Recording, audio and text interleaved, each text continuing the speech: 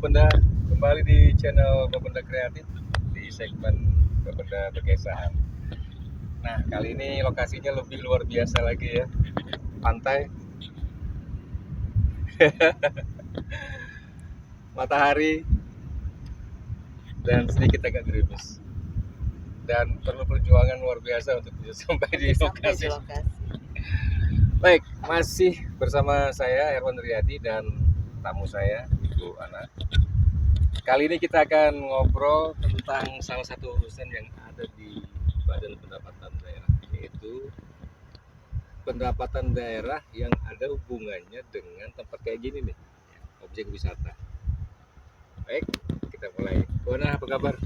Baik, Pak. Beruntung ya bisa sampai tempat kayak gini ya. Ya, Meskipun pastinya. harus buka sepatu dan Buka lain-lain sepatu, penuh perjuangan untuk sampai di Tadi lokasi. sempat masuk ke pasir yang berlumpur ya. Ya, Dan betul. lumpurnya tuh Kayak ngisep kaki gitu. itu kalau dibiarkan mungkin bisa langsung Bisa tenggelam ya, Pak ya. Ngeri juga. Nah, kali ini kita akan berkisah tentang potensi pendapatan daerah, ya, baik pajak maupun retribusi. Kaitannya dengan objek wisata nih ya, kayak. Ya. Ini kan contohnya kita berada di Kaltim Park Samboja ya, salah satu destinasi wisata. Lebih tepatnya di pantai. Yang baru dibuka dan kayaknya ini bakal ramai untuk kedepannya ya. Nah, gimana nih kira-kira versinya Bapenda ngelihat potensi pendapatan dari sektor pariwisata? Baik, Pak. Kalau lihat tempatnya ini, karena ini kan ada tempat wisata. Nah, kalau dari versi Bapenda ini, di sini bisa ada beberapa objek, Pak. Objek pajak, bisa pajak hiburan, bisa juga ketika disiapkan cottage maka masuk dalam pajak hotel. Ya, kalau pengelola pun menyiapkan makan minum untuk kegiatan yang di sini maka masuk pajak restoran. Jadi ada beberapa yang bisa menjadi objek pajak itu sendiri gitu.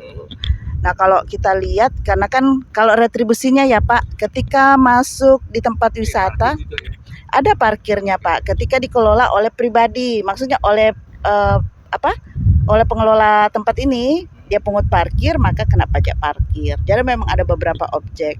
Nah, untuk masukkan di sini saya lihat ada beberapa tempat Pak, ada waterboom ya, tempat hiburan anak-anak di situ. Jadi ketika itu dipungut untuk masuk di tempat permainan seperti itu nanti ada retribusinya kenanya. Retribusi.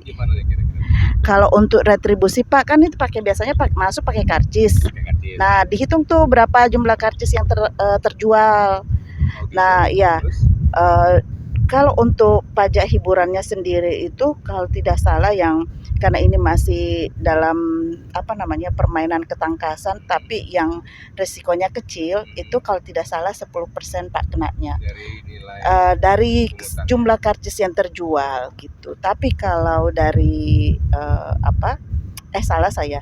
Kalau karcis itu kan dia sudah masuk retribusi Pak. Retribusi, tapi jadi retribusi itu berapa karcis yang terjual itu yang masuk ke kas daerah.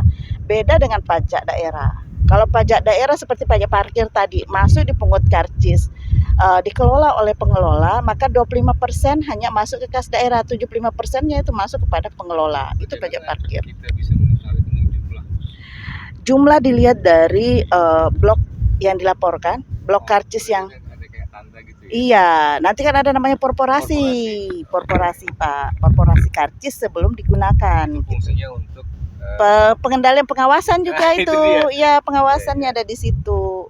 Oke. Kalau potensi lain ya, berarti pariwisata ini kan dia nggak cuma nggak tunggal gitu ya. Iya. Dalam sebuah objek itu berarti ada beberapa potensi sekaligus.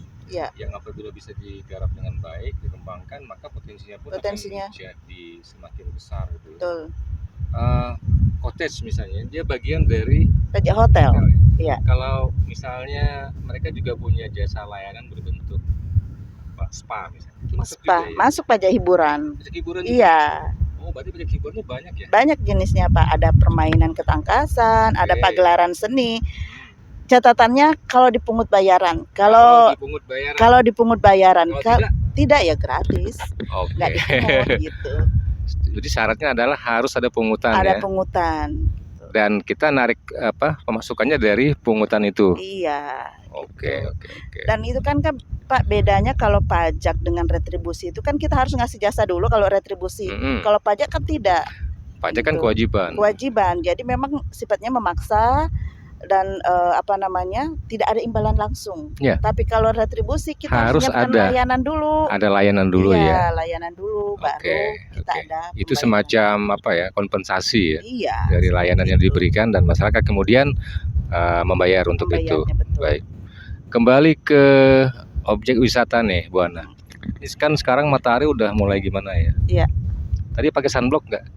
Enggak, Pak. Tapi untuk saat ini demi konten ini saya rela deh untuk hari ini Pak tidak pakai karena tadi kan kita nggak rencana kalau kita mau akan turun ke pantai seperti ini. Iya, tapi momennya ya dan Pak. ini sepertinya akan menjadi video paling mahal ya. Iya. Sepanjang masa ya. Kan ada perjuangannya, terus rela buat tapi kan nanti kan sepadan dengan hasilnya ya. Insya Allah. Kan perjuangan demi Pak, apa nih? Demi pendapatan daerah. Nah, gitu. Terus satu lagi demi mensosialisasikan demi Bapenda Jaya selalu. Nah gini kan Pak, kita nih berusaha membuat konten-konten seperti begini Pak ya. Selain sebagai tontonan juga sebagai media yang mensosialisasikan bukan hanya Bapendanya, bukan hanya pajak daerahnya tapi Bapenda juga gitu. Dan itulah kenapa kemudian ada tambahan kata kreatif di situ. Iya. Kan maksudnya kan demikian. Kita bikin sesuatu yang nggak biasa gitu. Betul, termasuk serial video pada kali ini gitu ya. Baik, kembali ke potensi pendapatan dari pariwisata. Kalau untuk lingkup Kukar sendiri nih Bu Ana, ini dari konteks pengawasan juga ya. Dari potensi yang ada sejauh ini, yang sudah betul-betul bisa memberikan pendapatan nih seperti apa nih kira-kira Bu Ana? Dari sisi tempat wisatanya? Ya, yang ada di Kukar.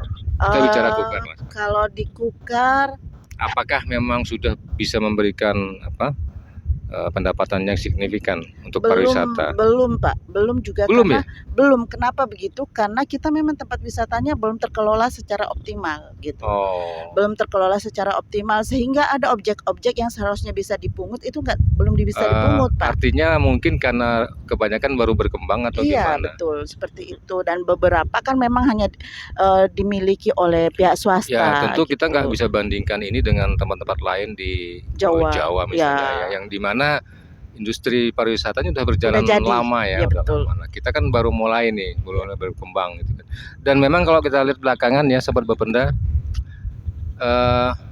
ada tren yang memang meningkat di masyarakat tentang gaya hidup ya. Betul. Dimana sekarang ini masyarakat kan semakin punya keinginan kuat nih untuk bisa berkunjung ke tempat-tempat wisata. Dan di sisi yang lain, tempat wisata pun makin lama makin banyak ya, makin tumbuh. Semakin banyak yang dan pantai ini kan salah satunya. Betul. Samboja ini kita ambil contoh lah ya.